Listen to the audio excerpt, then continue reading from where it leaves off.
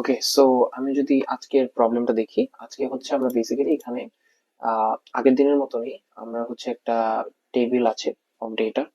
So টেবিলের মধ্যে হচ্ছে আমি কস্ট দিয়ে রেখেছি, যে আইটেমস গুলোর প্রাইস কি কি আছে দেওয়া আছে, এবং আমরা হচ্ছে টোটাল প্রাইসটা বের করব, ম্যাক্সিমাম প্রাইস বের করব, মিনিমাম প্রাইস বের করব। সেম এই জিনিসগুলো হচ্ছে আমরা ফর্মুলা বা ফাংশন যেগুলো ইনবিল্ট করা আছে ওভাবে করব, অথবা কোনো শর্টকাট বা কোনো টেকনিক থাকলে সেটা ইউজ করবো। ওকে, সো যদি আমরা শুরু করি, এখানে আমি দেখতে পাচ্ছি প্রত্যেকটা আইটেমের পাশে কস্ট দেয়া আছে। ওকে, সো এখন যদি আমার টোটাল প্রাইস ক্যালকুলেট করতে হয়, আমি সিম্পলি এখানে এটাও করতে পারি যে এখান থেকে শুরু করে একদম এই পর্যন্ত আমরা টোটাল যাচ্ছি। এখন টোটালটা কিন্তু বাই ডিফল্ট আমার নিচে এখানে শো করছে। হ্যাঁ, এটা এক্সেল এর মানে ডিফল্ট ফিচার আর কি, এটা এক্সেলও আছে। আমি কারেন্টলি এখন হচ্ছে আপনাদেরকে গুগল শিটস এ দেখাচ্ছি। সো গুগল শিটস আর এক্সেল এর ফিচার্স গুলোর মধ্যে খুব একটা ডিফারেন্স নেই, জাস্ট হচ্ছে এখানে আপনার ভিউটা একটু ডিফারেন্ট হবে। সো আপনি হচ্ছে হয়তো বর্ডার যে করতেন আপনার মাইক্রোসফট এক্সেলে, সো বর্ডারটা একটু ডিফারেন্ট লোকেশনে আছে, বা হচ্ছে এই যে মার্জ করছেন, এখান থেকে মার্জ টাইপ আপনি সিলেক্ট করতে পারবেন আগের জিনিসগুলোই, এখানে হচ্ছে অ্যালাইনমেন্ট সিলেক্ট করতে পারবেন। তারপর হচ্ছে ফন্ট সাইজ এন্ড এটা দিয়ে হচ্ছে ফিল কালার সিলেক্ট করতে পারবেন। সো বেসিক্যালি সব টুলস গুলোই দেওয়া আছে, বাট একটু ডিফারেন্টলি আছে। আর গুগল শিটস এ করার মেইন রিজনটা হচ্ছে যে আমি গুগল শিটস এর লিঙ্কটা পরে আপনাদেরকে ভিডিও ডেসক্রিপশনে দিয়ে দিব, যাতে হচ্ছে আপনারা এটা দেখতে পারেন।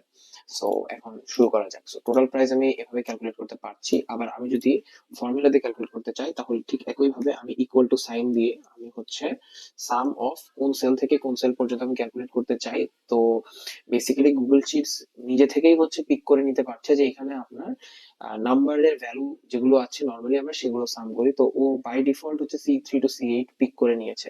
সো সেটা যদি নাও করতো, তাও আমরা হচ্ছে এভাবে আপনার হচ্ছে ওয়ান বাই ওয়ান সিলেক্ট করে করেও করতে পারি, C4 C5 এভাবে করতে পারি, অথবা যদি আমি একটানা করতে চাই, তখন হচ্ছে আমি জিনিসটাকে একেবারে C3 to C8 এভাবে আমি লিখে ফেলতে পারবো। ওকে, সো আমার টোটাল প্রাইসটা ক্যালকুলেট হয়ে গিয়েছে। তো এখন হচ্ছে আমি এখানে অটো ফিলটা অন করা আছে, এজন্য হচ্ছে অটো ফিল চলে এসেছে অলরেডি। তো এগুলো হচ্ছে আমি যদি সিলেক্ট করে দিই, সিলেক্ট করে দিলে ও যেটা করেছে সে হচ্ছে অটোমেটিক্যালি এই জিনিসগুলোকেও সাম করে ফেলেছে। তারপরের মানে C3 থেকে শুরু হয়েছিল, এটা পরেরটা C4 থেকে সাম করা শুরু করেছে, এর পরেরটা C5 থেকে সাম করা শুরু করেছে। বাট বেসিক্যালি এই দুটো তো আমরা ওরকম চাচ্ছি না, সো আমরা ডিলিট করে দিব। আচ্ছা, এখন আমি ম্যাক্স প্রাইস বের করতে পারবো ম্যাক্স ফাংশনের মাধ্যমে। তো ম্যাক্স ফাংশন দিয়ে যদি আমি আবার C3 to C8, এটা বাই ডিফল্ট চলে এসেছে, যদি আমি সিলেক্ট করি, সিলেক্ট করার পরে এটার মধ্যে সবচেয়ে ম্যাক্স যে কস্টটা, মানে সবচেয়ে দামি ইয়েটা হচ্ছে ট্রান্সপোর্টে খরচ হয়, সেটা হচ্ছে 9,000।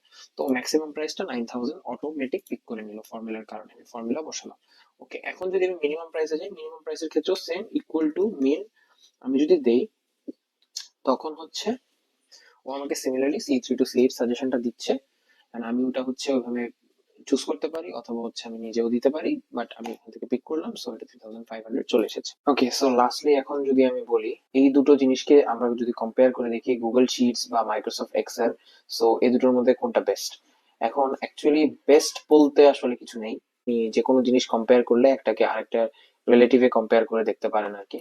তো আমার কাছে গুগল শিটস এবং মাইক্রোসফট এক্সেল দুটোই ইজি মনে হয়েছে, কিন্তু আমি অফিসে যেহেতু খুব বেশি মাইক্রোসফট এক্সেল ইউজ করে থাকি, সো গুগল শিটস এর জিনিসগুলো আমার কাছে এখন হয়তো একটু নতুন নতুন লাগছে, বাট ইউজ করতে করতে বা একটা জিনিসের প্রতি অভ্যস্ত হতে হতে তখন আর জিনিসটা ওরকম মনে হবে না, বিকজ ফাংশনালিটির দিক থেকে দুটো জিনিসই আমার কাছে অলমোস্ট সিমিলার। আমি ওরকম মেজর কোনো চেঞ্জ আমি দেখছি না আর কি। তবে আপনার হচ্ছে মাইক্রোসফট এক্সেল থেকে, মাইক্রোসফট এক্সেল এর অনলাইন ভার্সন আছে, তবে আমার কাছে মাইক্রোসফট এক্সেল এর অনলাইন ভার্সন হচ্ছে গুগল শিটস এর ভার্সনটা প্রেফারেবল মনে হয়েছে আর কি।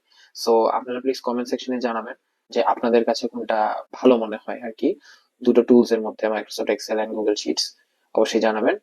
আর হচ্ছে ভিডিওটা যদি ভালো লেগে থাকে, তাহলে please like, share and subscribe on my channel. Thank you.